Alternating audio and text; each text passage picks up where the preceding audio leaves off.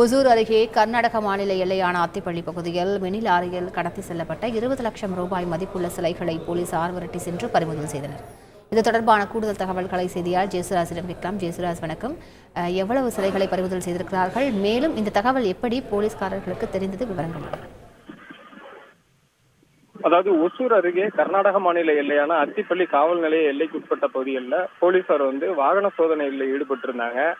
அப்போது ஒசூர் பகுதியிலிருந்து கர்நாடக மாநிலம் நோக்கி சென்ற ஒரு மினி லாரியை போலீசார் மடக்கி சோதனை செய்ய முயன்றிருக்கிறார்கள். அப்போது அந்த லாரியில் இருந்தவர்கள் போலீசார் நிறுத்தியும் நிற்காமல் வேகமாக சென்றிருக்கிறார்கள். அதனைத் தொடர்ந்து போலீசார் விரட்டி சென்று அந்த லாரியை மடக்கி பிடித்துள்ளார்கள். அப்போது அந்த லாரியில் இருந்த 2 பேர் தப்பிய நிலையில லாரியை சோதனை செய்து பார்த்தபோது அந்த லாரிக்குள் 20 லட்சம், அதாவது சாமி சிலைகள், பித்தளை குடங்கள், அதே மாதிரி கலசங்கள் போன்ற ஏராளமான விக்கிரகங்கள், இந்த மாதிரியான பொருட்கள் இருந்திருக்கிறது. இதனுடைய மதிப்பு பாத்தீங்கன்னா 20 லட்சம் என கூறப்படுகிறது. இந்த பொருட்களை எல்லாம் பறிமுதல் செய்த அத்திப்பள்ளி போலீசார் இதனை கடத்தியவர்கள் யார் என்பது குறித்த தீவிர விசாரணை நடத்தினர். அப்போதுதான் ஒசூர் பகுதியில் இயங்கி வரும் ஒரு கடையில் இந்த பொருட்களை எல்லாம் திருடி அதனை லாரியில் ஏற்றிக்கொண்டு கர்நாடக மாநிலத்திற்கு கடத்தி சென்று விற்க முயன்றது தெரிய வந்தது.